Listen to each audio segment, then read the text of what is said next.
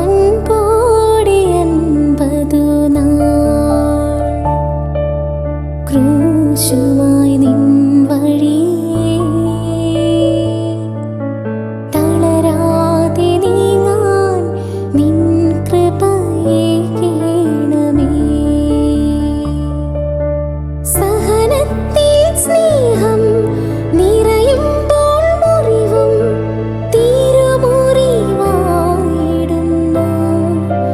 നീയും ക്രൂശിതനായിടുന്നു. ആണി തമ്മിൽ ബന്ധിപ്പിക്കാനായിട്ടാണ് നമ്മൾ ആണി അടിക്കുന്നത്.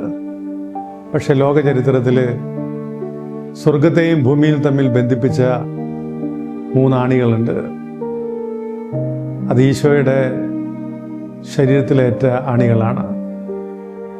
മരത്തിനെയും ശരീരത്തെയും ഒരുപോലെ മുറിച്ച് തുളച്ചു കയറുന്ന ഈ ആണിയുടെ പാടുകൾ ഒരിക്കലും മാറുന്നില്ല.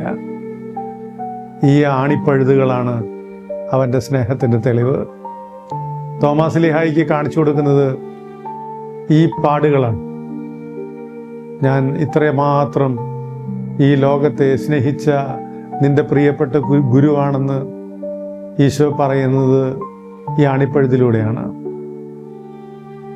സ്നേഹം കൊണ്ട്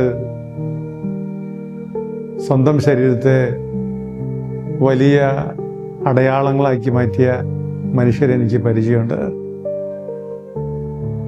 കിഡ്നി ദാനം ചെയ്ത പ്രിയപ്പെട്ട തുരുത്തിക്കരയച്ചൻ, കണ്ണമ്പിള്ളിയച്ചൻ, മരിച്ചുപോയ നേരെ വീട്ടിൽ ചെറിയച്ഛൻ, കൊഴുവള്ളിയച്ഛൻ, വൈക്കത്ത് പറമ്പിലച്ഛൻ, വഴലക്കാട്ടച്ഛൻ, അങ്ങനെ എത്രയോ വൈദികരാണ് എൻ്റെ ചുറ്റും തന്നെയുള്ളത്. സ്നേഹം കൊണ്ട് കരൾ മുറിച്ച് നൽകിയ എത്ര വീട്ടുകാരാണുള്ളത്. സ്നേഹം ഇങ്ങനെ നിരന്തരം മുറിപ്പാടുകൾ അവശേഷിപ്പിച്ച് മുന്നോട്ട് നീങ്ങുകയാണ്. ആണിപ്പഴുതിൻ്റെ ആഴത്തിൽ നമുക്കെല്ലാ സ്നേഹങ്ങളെയും തിരിച്ചറിയാൻ പറ്റും. മനുഷ്യരെ തമ്മിൽ പോലും ബന്ധിപ്പിക്കുന്ന സ്നേഹത്തിൻ്റെ അടയാളങ്ങൾ ശരീരത്തിൽ വഹിച്ച മനുഷ്യരെ കാണുമ്പോൾ വല്ലാത്ത ബഹുമാനം തോന്നുന്നു. അപ്പോൾ ദൈവം ഈ മണ്ണിലേക്ക് ഇറങ്ങി വന്ന് ഈ മാനവകുലത്തെ മുഴുവൻ ദൈവത്തിലേക്ക് അടുപ്പിക്കാനായിട്ട് സ്നേഹം കൊണ്ട് ശരീരത്തിൽ ആണിയടിയേൽക്കുന്നത് എത്രയോ സുന്ദരമാണ്. തമ്പുരാൻ ഈ ഭൂമിയെ വീണ്ടും വീണ്ടും സ്നേഹിക്കുന്നു എന്നതിൻ്റെ ഏറ്റവും വലിയ അടയാളമാണ് അവൻ്റെ കരങ്ങളിലെ ആണിപ്പഴുതുകൾ.